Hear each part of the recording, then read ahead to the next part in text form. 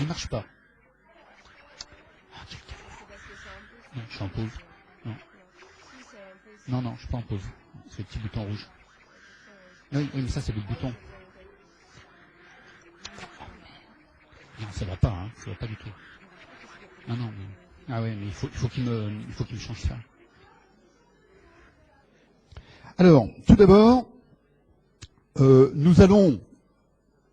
vais considérer comme acquis ce que vous avez appris sur la base du crâne l'année dernière, et ça doit être absolument considéré comme acquis. Je n'y reviens pas, on a vraiment pas le temps, malheureusement, c'est très très court. Base du crâne, je n'en parlerai pas, mais j'y ferai référence. Deuxièmement, je vous mettrai un cours d'introduction au système nerveux qui, à mon avis, est tout à fait important, qui va définir le système nerveux somatique, végétatif, ce qui est du domaine conscient, inconscient, etc. Donc, tout ça, je vais le mettre en ligne en cours distance, et vous pourrez vous y référer si vous voulez, mais je ne le ferai pas directement aujourd'hui. Et je démarre directement sur les méninges. Alors, vous verrez qu'à chaque fois, je vous mets quelques objectifs qui vous permettent de savoir qu'est-ce qui est le plus important dans ces bases anatomiques que je vous transmets. D'ailleurs, je vous donnerai un guide de l'examen dans lequel, pour chaque question, il y aura des questions tombables par rapport à l'examen final. Donc, vous aurez ce guide qui vous permettra de mieux réviser en fonction de l'examen qui vous est demandé. Par exemple, des questions de 6 minutes, par exemple, ou des questions, vous voyez, hein, ça sera bien indiqué. Alors, tout d'abord, les méninges, ce sont des feuillets conjonctifs qui vont envelopper, en fait, le système nerveux. Et, comme vous l'avez remarqué, déjà, vous avez déjà étudié tout ce qui est enveloppe osseuse, c'est-à-dire le crâne, avec la voûte, la calvaria et la base. Vous avez vu donc sa résistance, son rôle de protection. Et maintenant, nous arrivons sur un autre type d'enveloppe, des enveloppes conjonctives, les méninges. Et on va voir trois feuillets qui sont séparés en deux grands groupes. Un groupe qui sera le feuillet pachyméninge, c'est un feuillet extrêmement résistant, et qui comprendra uniquement la dure mère. Par contre, le deuxième feuillet, la leptoméninge, va comprendre deux autres feuillets, l'arachnoïde en orange, ici, donc on va noter arachnoïde, donc ici en orange, et puis l'apimère, je mets PM, l'apimère, que vous aurez ici en vert sur le dessin. Bon. Donc, ces trois feuillets conjonctifs qui vont protéger le système nerveux vont eux-mêmes présenter des interfaces avec des espaces situés entre l'os, ici la flèche bleue, entre l'os et la dure mère, espace extradural, un espace sous-dural entre la dure mère et l'arachnoïde, et un espace sous-arachnoïdien, ici, qui est occupé par les travées, comme vous le voyez, qui est très important, on va y revenir. Et l'espace sous-arachnoïdien, il est bien situé, comme vous le voyez ici, entre l'apimère et l'arachnoïde, hein, et vous voyez qu'il a une certaine consistance. Donc on va revenir sur l'ensemble de ces données et voir les implications pathologiques intéressantes concernant donc ces méninges. Commençons d'abord par la méninge la plus résistante. Vous remarquez tout d'abord que les méninges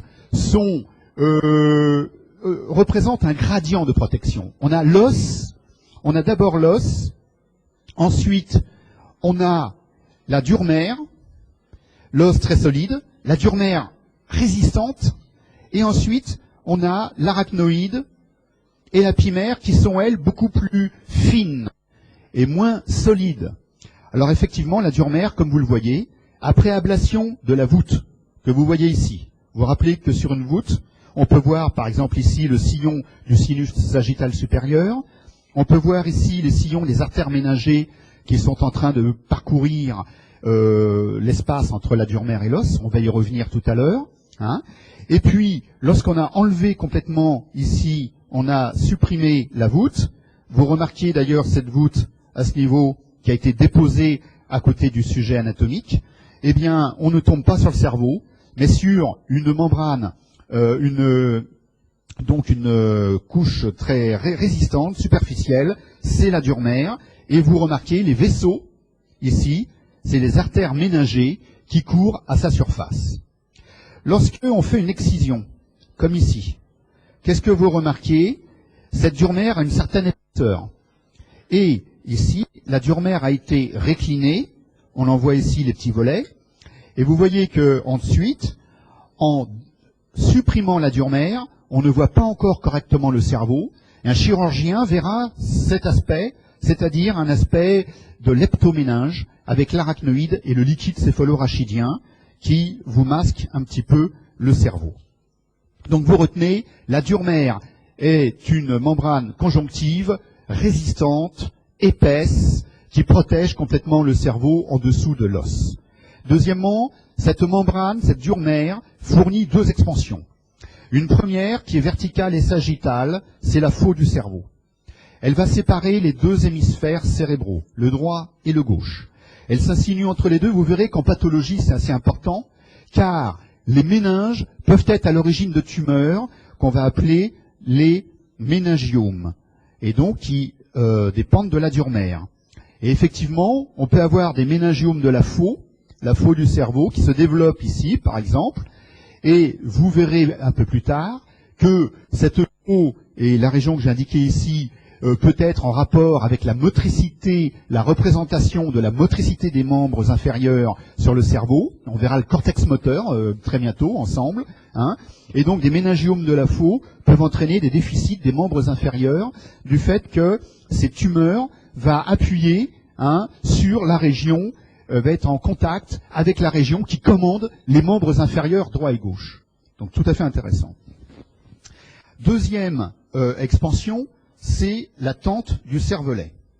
La tente du cervelet, on dirait une tente canadienne un petit peu. Vous voyez, ici on a son ouverture, voilà, et on a le faîte de la tente, le toit, le faîte. Alors, prenons d'abord la faux du cerveau et voyons quelques bases anatomiques. Elle mérite bien le nom de faux. Elle en a la forme, elle va présenter un bord supérieur. Un bord supérieur et un bord inférieur, que vous voyez très bien ici.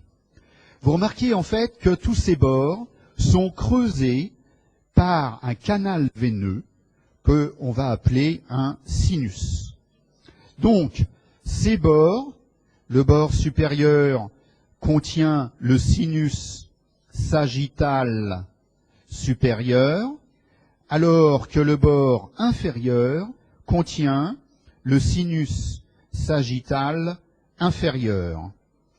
Vous voyez donc ici un dispositif très important qui va recevoir les veines corticales, les veines du cerveau, et qui va drainer tout le sang des veines corticales, voilà, pour ensuite être dispatché vers les deux veines du cou, qui sont les veines jugulaires, s'il vous plaît, les veines jugulaires internes. Voilà.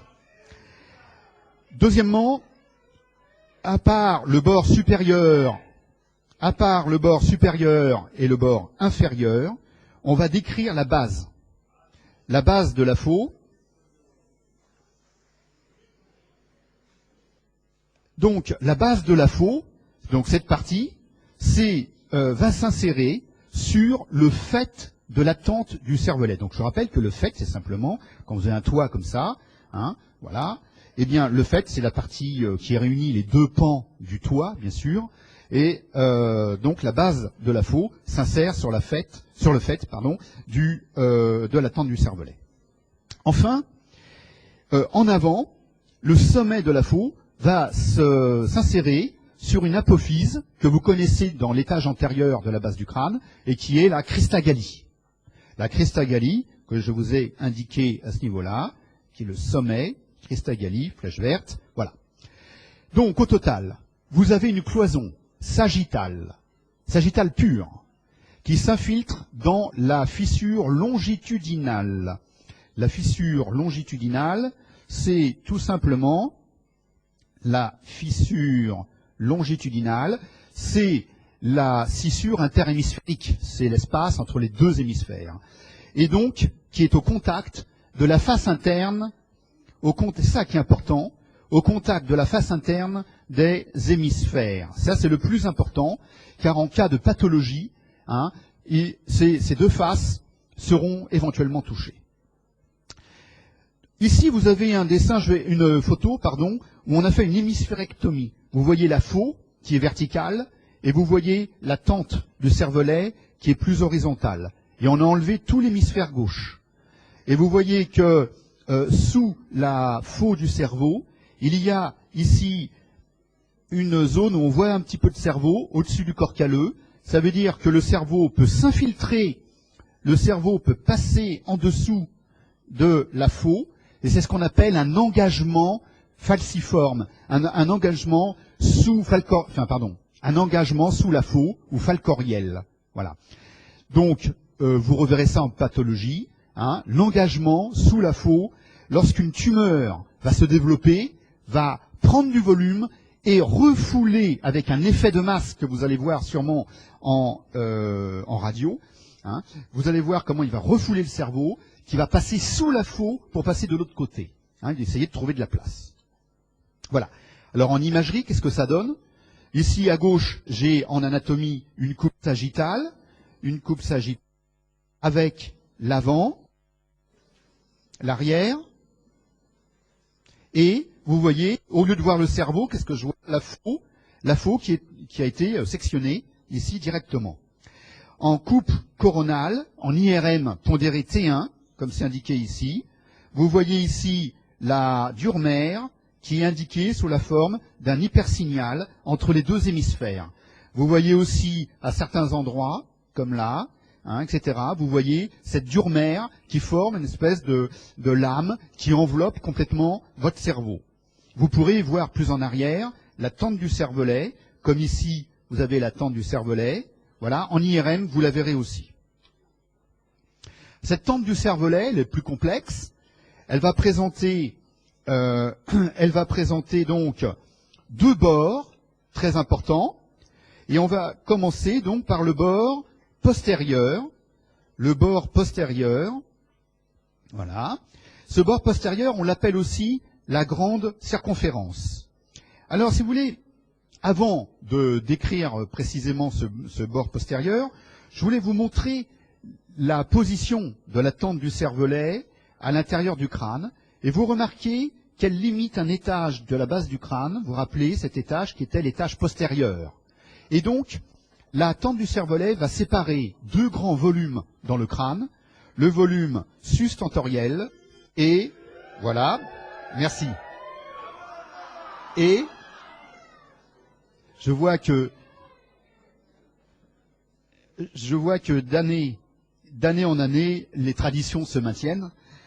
Et l'étage sous-tentoriel, il n'y a rien à dire. Donc c'est important, puisqu'en fait, le volume n'est pas le même du tout. En sous-tentoriel, en fait, le volume est très réduit. Vous avez l'os occipital et vous avez la tente du cervelet qui cloisonne complètement cet espace. Ça veut dire qu'en cas de lésion qui occupe de l'espace, la pression intracrânienne va augmenter. Donc le sujet, très rapidement, le sujet va rentrer plus vite en hypertension intracrânienne. En hypertension intracrânienne, HIC, avec des céphalées, des vomissements, des troubles de la conscience, qui vont en s'aggravant. Donc ça peut être des tumeurs, ça peut être des accidents vasculaires, etc., de l'œdème, qui entraînent cette hypertension intracrânienne. Alors que l'étage subtentoriel, lui, va être beaucoup plus large. C'est pour cela que certaines tumeurs, par exemple des tumeurs frontales ou des tumeurs temporales, peuvent se développer sans beaucoup d'effets cliniques au départ, malgré leur volume. Donc c'est la grande différence. Alors donc, je disais que la tente du cervelet, eh bien, elle présente deux bords. Tout d'abord, le bord postérieur, que vous voyez ici. Il va longer, ici, la gouttière du sinus transverse. Eh bien, simplement, ce bord est creusé d'un sinus veineux qui draine le sang, qui est le sinus transverse. Donc, sur l'os, c'est la gouttière que vous voyez ici, la gouttière du sinus transverse. Gouttière, voilà, du sinus, vous pourrez le mettre sur votre poli si vous voulez, du sinus transverse. Et plus en avant, vous voyez que ici, vous êtes sur un os que vous reconnaissez peut-être. J'ai la couleur, et regardez cet os avec un bord supérieur, un bord plus inférieur et antérieur ici. Eh bien cet os, c'est la pyramide pétreuse, c'est le rocher, c'est de l'os temporal. Voilà le rocher qui est la limite entre l'étage antérieur et l'étage moyen. Eh bien ce rocher est défini par deux faces. Une face antéro-supérieure et une face postéro-inférieure. Voilà, vous avez cette face postéro-inférieure et la face antéro-supérieure. Vous voyez, c'est comme une marche d'escalier. C'est la marche d'escalier qui limite les deux étages. L'étage moyen en avant, l'étage postérieur en arrière. Et l'arête de la marche d'escalier, ici, c'est le bord supérieur. Eh bien, il est rainuré parce que la tente du cervelet s'insère sur le bord supérieur du rocher. Bord supérieur du rocher, donc je voulais indiquer à ce niveau-là. Et justement, un sinus veineux va cheminer aussi dans cette partie, et ce sera le sinus pétreux supérieur. Donc nous verrons tout à l'heure, c'est très important, ce sinus qui chemine ici, alors attendez, c'est un peu imprécis, donc je vais, voilà, le sinus pétreux qui chemine sur le bord supérieur, à ce niveau-là, voilà, hein, et représente aussi l'insertion, bien sûr, de la grande circonférence. Et enfin, où va se terminer la grande circonférence? Sur l'apophyse clinoïde postérieure, que voici. Vous vous rappelez, la selle turcique, le siège du pilote, hein, le pilote c'est l'hypophyse, il y a la selle turcique avec l'hypophyse dedans, en avant deux clinoïdes antérieurs, le pilote peut les prendre si vous voulez, et en arrière, les deux clinoïdes postérieurs, eh bien les voici, avec insertion de la grande circonférence. On peut passer maintenant à la petite circonférence, ou bord antérieur. Eh bien là, c'est assez simple, parce que cette petite circonférence qui est là, elle est libre. Elle est libre, et va former le foramen ovale de Paccioni. Eh bien, ce foramen ovale est très important, puisque c'est le passage, il va assurer le passage du tronc cérébral, et notamment du mésencéphale, qui va faire sa jonction avec le cerveau, c'est-à-dire avec le dit encéphale. Donc on verra cette région, bien sûr, très bientôt. Voilà. Donc, la tente du cervelet cloisonne la fosse postérieure, mais pas complètement. Il faut laisser un orifice pour laisser passer le tronc cérébral qui doit faire sa jonction. Et grâce à cette jonction, les grandes voies, par exemple, les voies de la motricité qui viennent du cerveau, les voies de la sensibilité qui viennent de la moelle, vont pouvoir traverser toutes ces régions sans problème. Eh bien, ce bord antérieur se termine sur les clinoïdes antérieurs. Voilà. Sur l'apophyse, clinoïde antérieur. J'ai mis un point ici et je mets apophyse, clinoïde antérieur. Voilà l'insertion, la seule insertion osseuse de la petite circonférence ou bord antérieur de la tente du cervelet. Vous imaginez sûrement qu'est-ce qui peut reposer dessus, puisque le cerveau est situé ici. En arrière, qu'est-ce qu'on a? On a le lobe occipital qui repose dessus. Et en avant, dans la fosse temporale, dans l'étage moyen, vous avez le lobe temporal qui repose ici. Donc vous avez une continuité temporo-occipitale. Voilà, le cerveau qui va être situé dessus, temporal et occipital, en véritable continuité.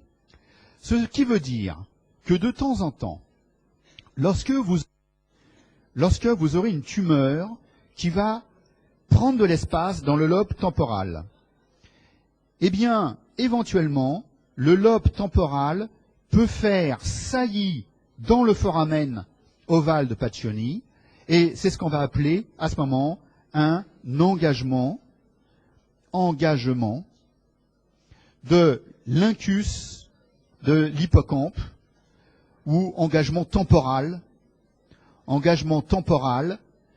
et en fait, donc, c'est la face interne du lobe temporal, hein, c'est la 5e temporale, exactement, T5, qui va faire saillie, donc, dans cet espace.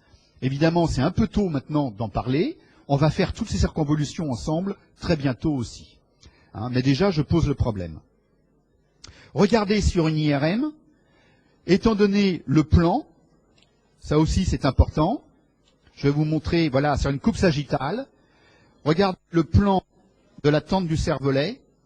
Lorsque vous faites une coupe axiale, comme ça, vous apercevez qu'en arrière, vous êtes au-dessus de la tente, et en avant, vous êtes en dessous de la tente. Sous-tentorielle et sous-tentorielle. D'accord? Donc, ceci explique que lorsque vous faites une coupe axiale, vous avez toute cette région ici, où vous voyez des lamelles très caractéristiques, toutes les lamelles qui sont là, eh bien ça c'est du cervelet, tout ce qui est au milieu c'est du cervelet, alors que tout ce qui est autour ici, c'est du lobe temporal et du lobe occipital. On est en sus-tentoriel, au-dessus de la tente, merci, au-dessus de la tente du cervelet. Bien, eh bien voilà en image ce que je vous expliquais, et en plus gros, le plan de coupe, en arrière de l'occipital, en avant du cervelet, et on est dans les deux étages différents, donc, du volume intracrânien. Alors ici, juste, on va retenir un terme important, on ne va pas rentrer dans le détail, c'est que la dure-mère est vascularisée par une artère méningée, des artères méningées. La plus importante, qui s'épanouit largement, c'est l'artère méningée moyenne. Ici, qu'est-ce qu'on va retenir? Que premièrement, elle chemine dans l'espace extradural. Ça, c'est la première chose. C'est extrêmement important dans l'espace extradural, car en cas de rupture de cette artère, notamment si vous avez une fracture,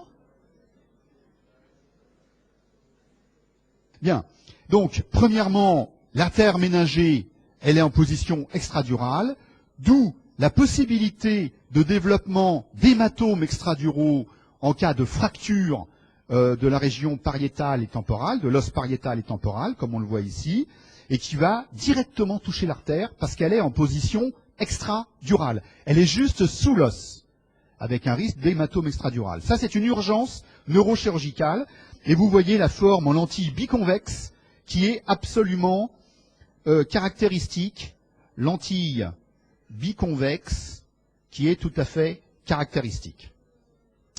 Deuxièmement, cette artère donc vascularise bien sûr la dure-mère et essentiellement toute la partie moyenne. Alors il y a une artère méningée antérieure, une méningée postérieure aussi, hein, donc toute la dure-mère est prise en charge par ces artères méningées, qui sont en fait des branches ultimes du territoire carotidien externe, en fait. L'innervation, là c'est pareil, on va retenir que deux termes. On va retenir que l'innervation, il y a une innervation de la dure-mère, premier point, et que deuxième point, cette innervation dépend essentiellement de deux nerfs principaux, selon qu'on est au-dessus de la tente ou au-dessous de la tente. Au-dessus de la tente, c'est le nerf trijumeau qui donne la principale innervation de la dure-mère, et en dessous de la tente, c'est les nerfs mixtes et le nerf pneumogastrique, 10e paire des nerfs crâniens. 10e paire, nerf pneumogastrique. Voilà. On va revenir sur ces nerfs, bien sûr, plus tard. Voilà. Alors je vais passer. On regarde la leptoméninge maintenant. Donc on a une vue d'ensemble. Juste avant de terminer, je voulais quand même vous montrer quelque chose. sur... Voilà, cette vue, elle me paraît intéressante, parce que c'est la base du crâne, en ayant enlevé le cerveau et la leptoméninge. Et vous voyez que toute la dure mère adhère complètement, et ça c'est très important, adhère complètement à l'os. Alors, les rapports de la dure mère et de l'os sont très importants à connaître. La dure mère, au niveau du crâne, elle adhère, alors qu'au niveau du rachis, il existe un espace épidural, elle n'adhère pas du tout, et il y a un véritable espace épidural qui est rempli de graisse et de veines, de la graisse épidurale. Et ça, c'est au niveau du rachis. Vous voyez, c'est très important de voir comment cette dure mère sur la photo, on le voit très très bien, c'est comme un parachute qui serait tombé sur la base du crâne et qui serait accolé complètement sur toute l'étendue des 3 étages de la base du crâne. Donc, on va poursuivre et aller directement sur la leptoméninge. La leptoméninge, ce sont 2 feuillets. Tout d'abord l'arachnoïde, puis la pimère. Alors, regardez cet aspect, déjà, sur le plan d'une dissection, où vous voyez, cette fois-ci, un feuillet beaucoup plus transparent, beaucoup plus fin. Ici, c'est l'arachnoïde.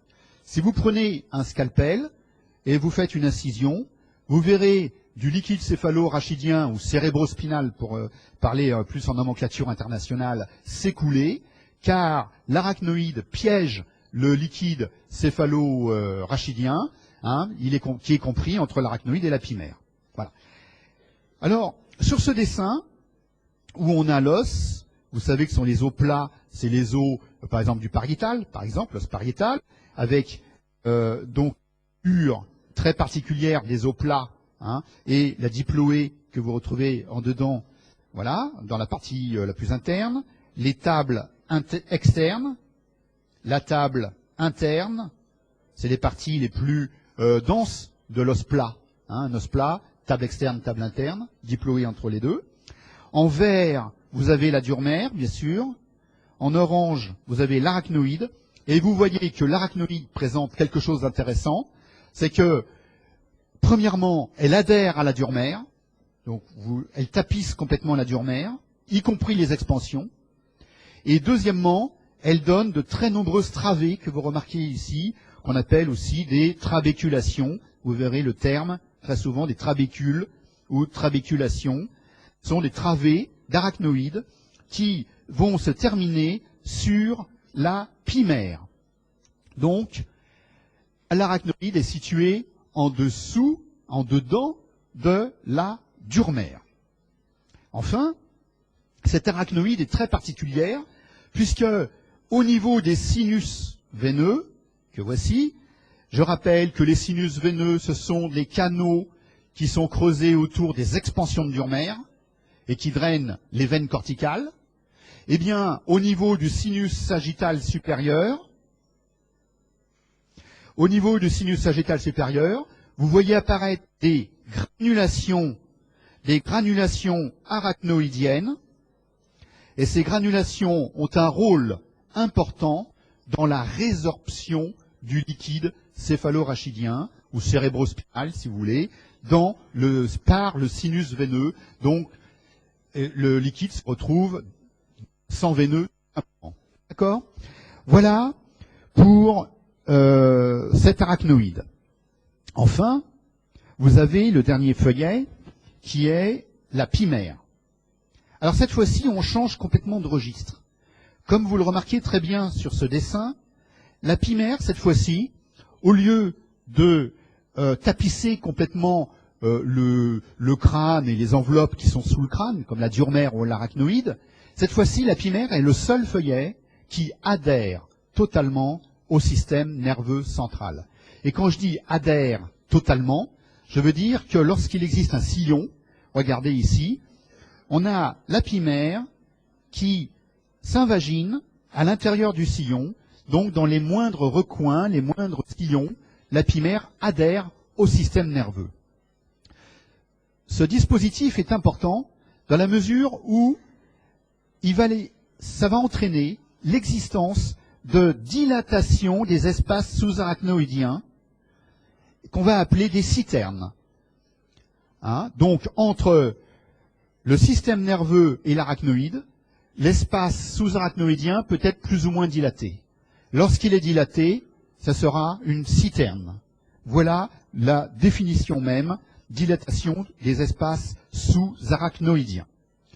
Ici, on fait une dissection. Le sujet est vu en vue supérieure.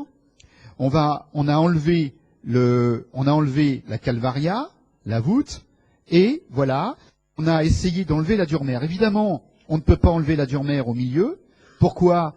Parce qu'il y a une expansion sagittale et médiane qui est bien sûr la faux du cerveau. Et il fallait la désinsérer pour pouvoir enlever cette région médiane. Là, on l'a pas fait. Mais on a pu enlever la dure mère à droite et à gauche. Et donc, cette fois-ci, montrer l'arachnoïde, pas la pimère, parce qu'elle est encore en dessous, avec toutes les veines. Comme vous le remarquez très bien sur cette photo, vous voyez toutes les veines corticales qui sont en train de remonter vers les sinus veineux, et notamment le sinus sagittal supérieur. On va revenir, bien sûr, sur les sinus tout à l'heure. Eh bien, la pimère, elle est très difficile à montrer. Donc, la meilleure photo que j'aurais pu vous montrer, c'était plutôt de prendre une pince, et puis d'essayer d'attraper un petit peu de pimère au bout de la pince, et de la tirer. Et on aurait un feuillet transparent qui adhérait complètement aux circonvolutions et sur lesquels les vaisseaux cheminent. C'est pour ça que là, on voit mal la circonvolution, parce qu'il y a tous les vaisseaux. Et quand on commence à enlever la pimère, on enlève aussi tous les vaisseaux qui vont avec. Ici, les vaisseaux ont été injectés avec un produit qui se polymérise et dans lequel on a mis un pigment rouge ou un pigment bleu selon les veines ou pas, et qui permet de voir toute la vascularisation cérébrale. Alors, maintenant, on a bien compris qu'il y avait trois feuillets, la dure mère, l'arachnoïde, la pimère, et que ces trois feuillets forment un gradient de protection, depuis l'os qui est très solide, la dure mère très résistante, puis l'arachnoïde et la pimère beaucoup plus molles. Eh bien, entre ces espaces, on en a un peu parlé, il existe des espaces. Le premier espace, l'espace extradural, il est totalement virtuel, donc extradural. Lui, il est virtuel au niveau du crâne. Et je rappelle que au niveau du rachis, il existe un espace épidural rempli de graisse. Le seul intérêt de bien connaître cet espace extradural, même s'il est virtuel au niveau du crâne, c'est de savoir qu'il est parcouru par les artères méningées,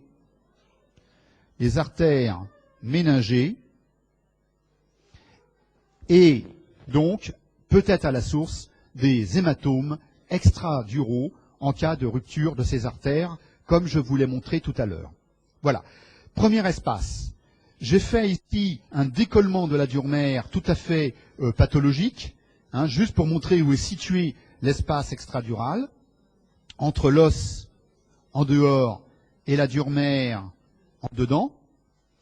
Et j'aurais pu mettre un petit vaisseau à l'intérieur, c'est une artère méningée qui est en train de circuler ici et qui va donner des branches qui vascularisent en fait la dure mère.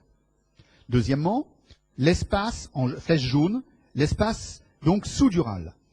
Alors l'espace sous-dural, lui, est aussi un espace virtuel au niveau du crâne et au niveau du rachis aussi, comme vous le voyez.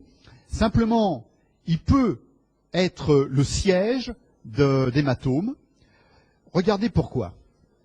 Je vais vous montrer une veine corticale. Voilà, une veine qui vient donc du cerveau. Voilà. Et vous voyez que cette veine corticale, elle est en train de se drainer dans le sinus veineux. Une veine, c'est fragile. Et qu'est-ce qu'elle fait? Elle traverse une interface méningée, avec notamment ici de la dure mère, qui est très solide, très résistante. Vous imaginez sur un cerveau, où on a par exemple une atrophie corticale, avec des espaces sous-arachnoïdiens très dilatés, très grands. Ces veines sont plus fragilisées dans ces grands espaces tout à fait anormaux. Et surtout, si le sujet a des risques de saignement, il est sous antivitamine K, ou il a des déficits qui peuvent entraîner donc des hémorragies facilement, eh bien, à ce niveau, au niveau du drainage, avant le drainage donc des veines dans les sinus, il peut y avoir un hématome qui se forme et le sang veineux va ici se passer dans l'espace virtuel, dans l'espace sous-arachnoïdien, donc décoller l'espace sous-arachnoïdien. Donc c'est ce qu'on appelle un hématome sous-dural. Hématome sous-dural, donc c'est voilà, donc normalement évidemment c'est virtuel d'habitude, mais l'hématome sous-dural peut se développer. Comme vous le voyez, c'est du sang veineux, c'est à faible pression, alors que l'artère méningée extradurale, artère méningée, elle, c'est forte pression, et ça va vite. En quelques heures, vous allez avoir une hypertension intracrânienne avec gros hématomes que je vais montrer tout à l'heure au scanner en lentille biconvexe. Eh bien là, non. Là, c'est beaucoup plus lent. Hein, c'est beaucoup plus lent, et ça peut être même chronique. Ça peut durer des semaines même. Vous voyez, l'hématome sous-dural est de constitution beaucoup plus lente. Enfin, il nous reste un troisième espace. C'est l'espace sous-arachnoïdien. On va le faire d'une autre couleur. Espace sous-arachnoïdien, il est là, situé donc entre l'arachnoïde et l'apimère. Alors, lui, il est très important. Pourquoi? Parce que l'espace sous-arachnoïdien va contenir, regardez, entre l'arachnoïde et l'apimère, du liquide céphalorachidien, ou cérébrospinal, hein, c'est pareil, LCS, liquide céphalorachidien. Très important, c'est lui que vous allez prélever en ponction lombaire pour analyse, et voir aussi si jamais il y a eu un saignement, une hémorragie méningée. Ensuite, il va contenir des artères cérébrales, puisque ces artères, les veines aussi d'ailleurs, vont, au cours de leur trajet, vont ici cheminer dans l'espace sous-arachnoïdien, avant de donner une branche, vont vasculariser, en fait, le cerveau, donc le trajet des artères cérébrales. C'est dans ce trajet, dans le liquide, dans l'espace, que vous pourrez avoir des saignements et des hémorragies, et donc c'est l'hémorragie méningée, et c'est pour cela que le liquide céphalorachidien devient rouge, ou on détecte la présence d'hématies dans le liquide cérébrospinal par ponction lombaire, dans le cas de ces hémorragies. Enfin, troisièmement, vous imaginez bien que lorsqu'on a, par exemple, le tronc cérébral qui donne des nerfs crâniens qui vont sortir par un trou de la base du crâne, le nerf va traverser cette région.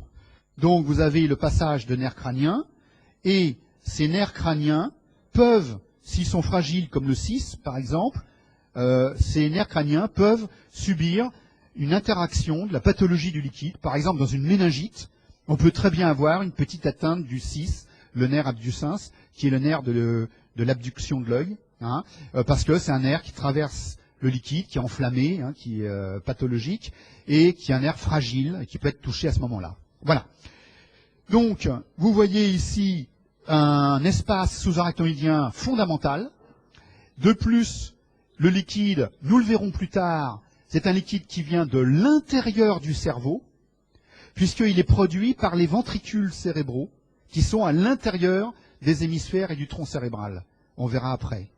Et vous verrez comment le liquide va passer des ventricules, qui sont à l'intérieur, à l'espace sous-arachnoïdien, qui est à l'extérieur. On va le voir dans 2 jours. Voilà pour ces 3 espaces. Alors ici, bon, je vais passer. Voilà. Alors vous voyez, je vous ai rappelé ce que contenait cet espace sous-arachnoïdien. Mais sur une IRM en coupe sagittale, où est l'espace sous-arachnoïdien? Eh bien, regardez, ici vous avez tout le clivus, par exemple, c'est l'os, hein, de la région de l'apophyse basilaire de l'os occipital et le dos de la selle sursique. Bon. Et là, vous avez le tronc cérébral, mésencéphale, pont et bulbe. Eh bien, entre les deux, ici, entre les deux, toute cette région en hyposignal comprend du liquide céphalorachidien, c'est de l'espace sous-arachnoïdien. Et bien sûr, là, vous avez toutes les zones qui sont autour du système nerveux sont enveloppés d'un matelas de liquide céphalorachidien. Bon. Un matelas de liquide céphalorachidien qui, je le rappelle, redescend jusqu'en bas du rachis. Hein, ça enveloppe le cerveau et la moelle spinale. Hein, c'est tout à fait fondamental. Alors, là, voilà, juste pour rappel, maintenant, la pathologie de ces espaces. Donc, un hématome extradural, je vous l'ai déjà montré, mais rappelez-vous bien, terme de lentille biconvexe, tel qu'on le voit ici, qui est lié vraiment à une augmentation de pression du sang, hein, de l'hématome, qui refoule complètement votre hémisphère. Et tout à l'heure, je vous disais, attention, il peut y avoir des effets de masse. Regardez l'effet de masse ici. Vous voyez? Là, il y a un refoulement complet de la ligne médiane. C'est un effet de masse caractéristique. Hein, il y a souffrance ici, importante, au niveau cérébral. Effet de masse.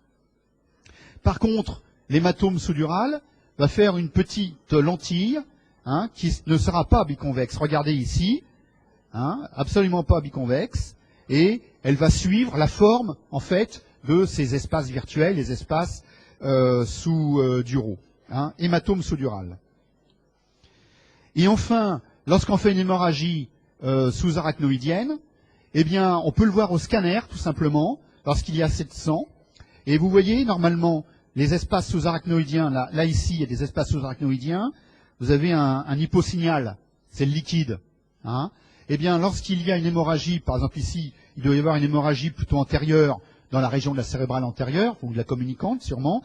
Eh bien, regardez, tous les espaces, comment ici sont en hypersignal, tout ça c'est en hypersignal, blanc, voyez, et qui signifie qu'il y a du sang dans les espaces sous-arachnoïdiens. Donc très intéressant. Voilà. Alors, tout à l'heure, je vous ai décrit le terme de citerne, donc je vais peut-être passer. Les grandes citernes importantes, il y en a une ici, à l'angle entre le pont et le cervelet. On va y revenir plus tard. C'est la citerne de l'angle ponto-cérébelleux. Là, il est hors de question de vous en parler maintenant. J'ai absolument pas le temps. Vous avez une citerne qui est appelée chiasmatique. Chiasmatique.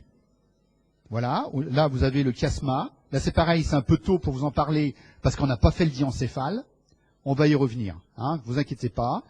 Et vous avez surtout une citerne médullo-cérébelleuse,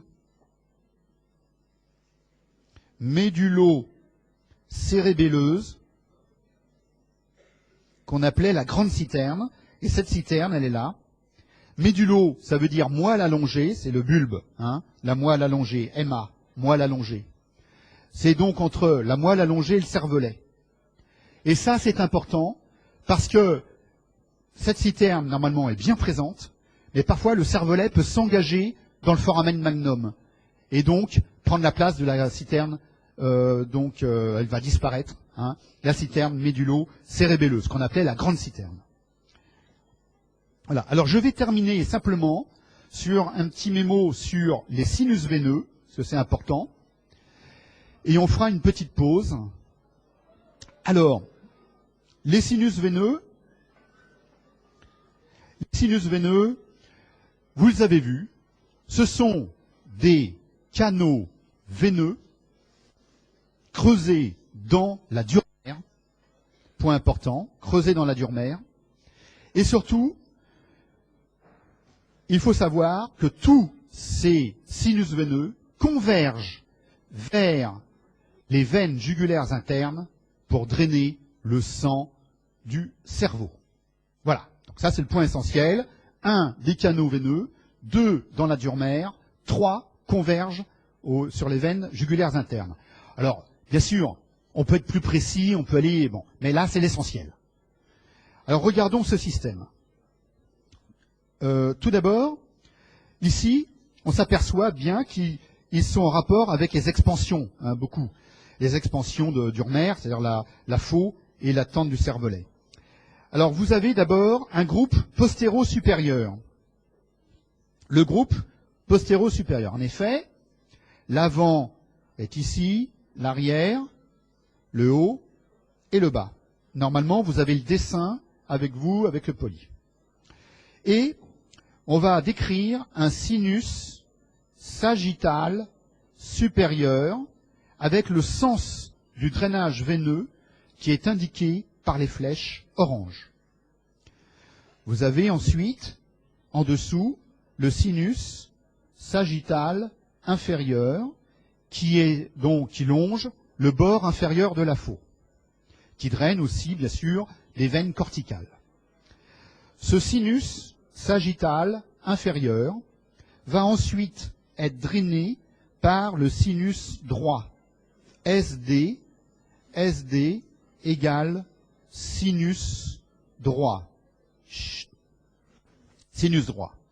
Regardez comment, ici, le sinus droit reçoit bien tout le sang du sinus sagittal inférieur, mais aussi, et là ça a été coupé, le sang veineux de veines cérébrales internes, des veines profondes, des veines cérébrales internes.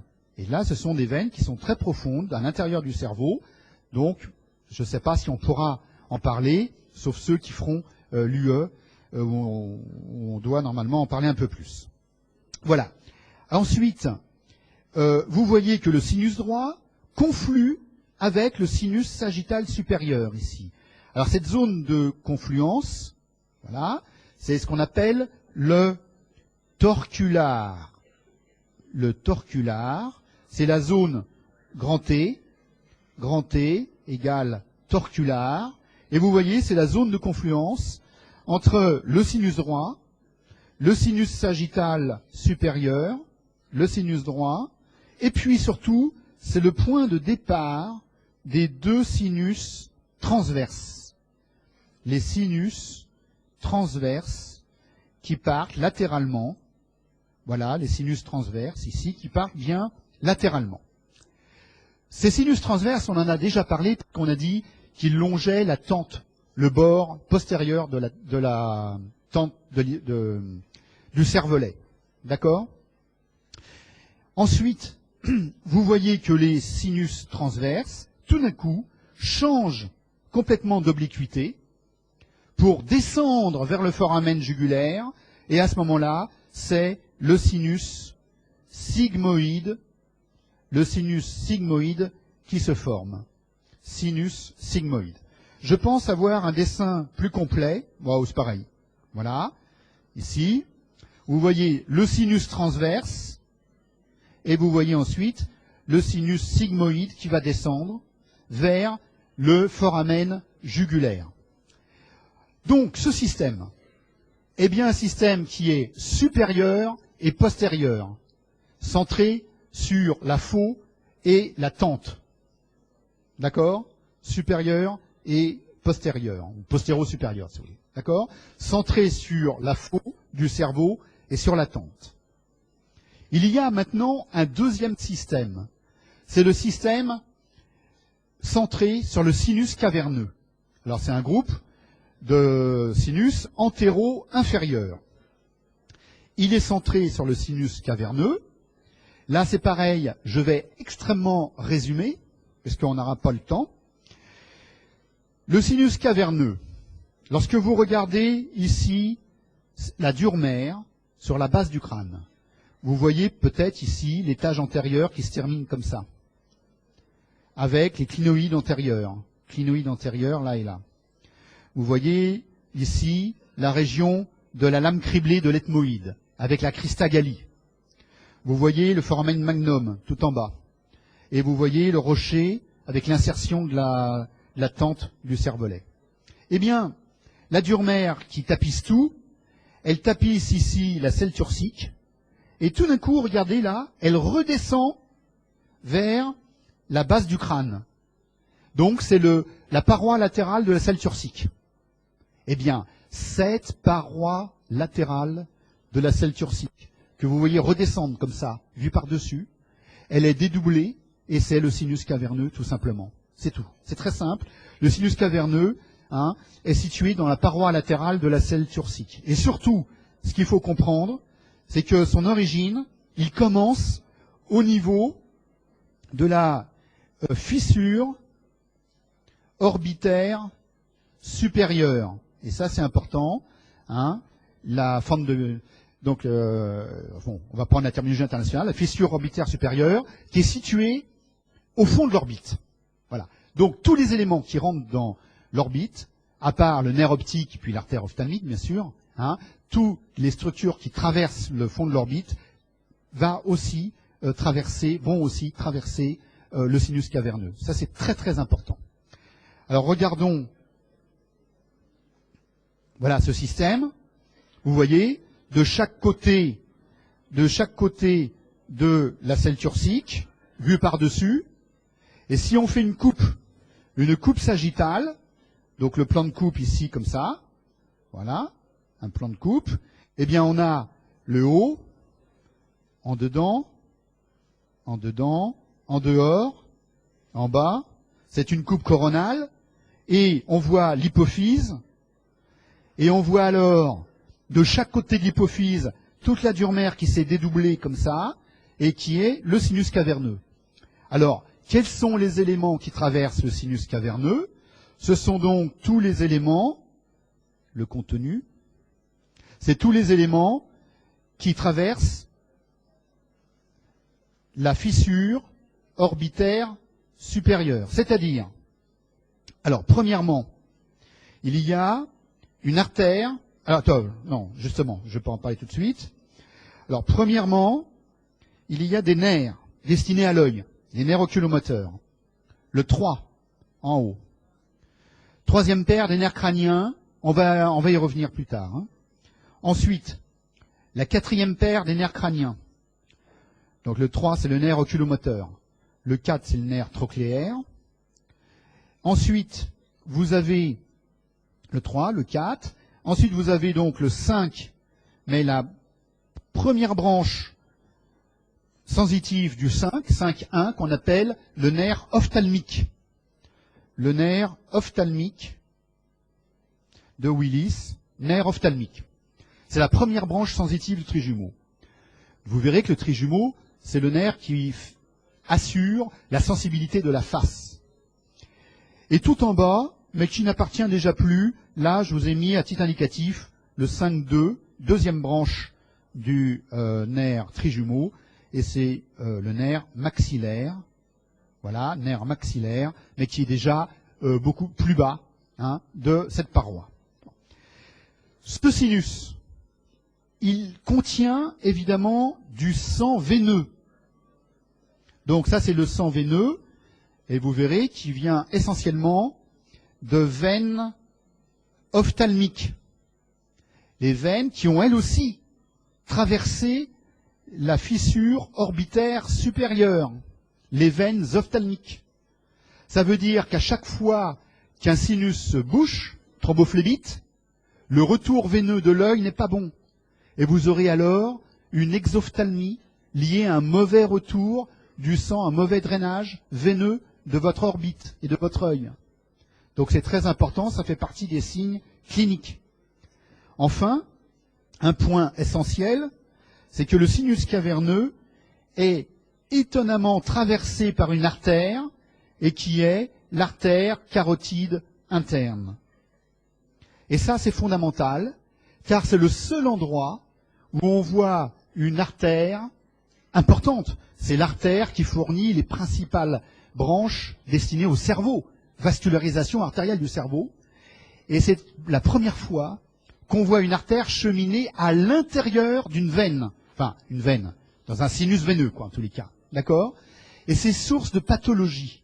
Et notamment, il peut exister des fistules, c'est-à-dire une communication, une déchirure en quelque sorte, une communication entre l'artère et la veine.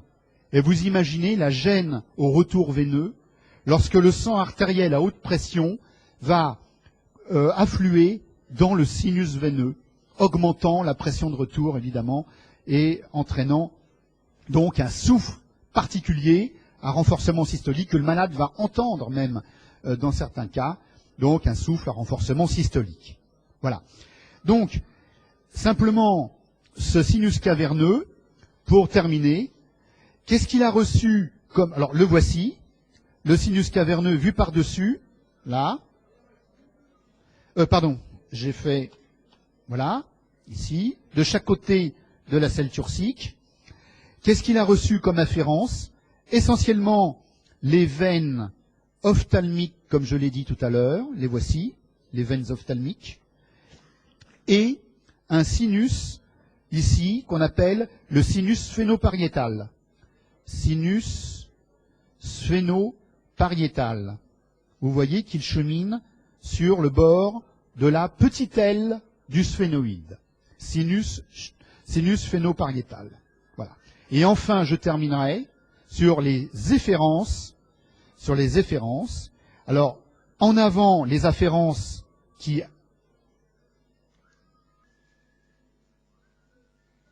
C'est bon. Donc, les afférences étaient le sinus donc sphénopariétal et les veines ophtalmiques. Et vous avez maintenant les deux efférences dont je vous ai... Enfin, une, je vous en ai parlé tout à l'heure. C'est le sinus pétreux. Sinus pétreux supérieur. Voilà. Et vous voyez où il chemine ici, sur le sommet du rocher, le bord supérieur du rocher, pardon, le bord supérieur du rocher, d'accord. Et la deuxième efférence qui descend ici vers le foramen jugulaire, c'est le sinus pétreux inférieur. Et regardez comment il va redescendre ici vers le foramen jugulaire, dans une suture qui est comprise entre l'occipital et le rocher. On le voit bien ici, entre l'occipital et le rocher, suture pétro-occipitale. Les deux sinus, donc, permettent le drainage du sinus caverneux, soit directement dans la veine jugulaire, c'est le cas du pétreux inférieur, soit au travers du sinus sigmoïde, comme on le voit ici, pour le sinus pétreux supérieur. Voilà. Donc là, on a le système complet. Donc c'est un système qui est en bas et en avant de chaque côté de la selle turcique, qui reçoit surtout le sang veineux des orbites et qui redonne deux sinus pétreux qui ont pour but de se drainer dans la veine jugulaire interne de manière plus ou moins directe, tout simplement. Voilà pour bien comprendre les choses. Et donc j'arrête là 5 minutes pour... voilà, le reste, c'est bon. On fait une petite pause pas trop longue. Et voilà.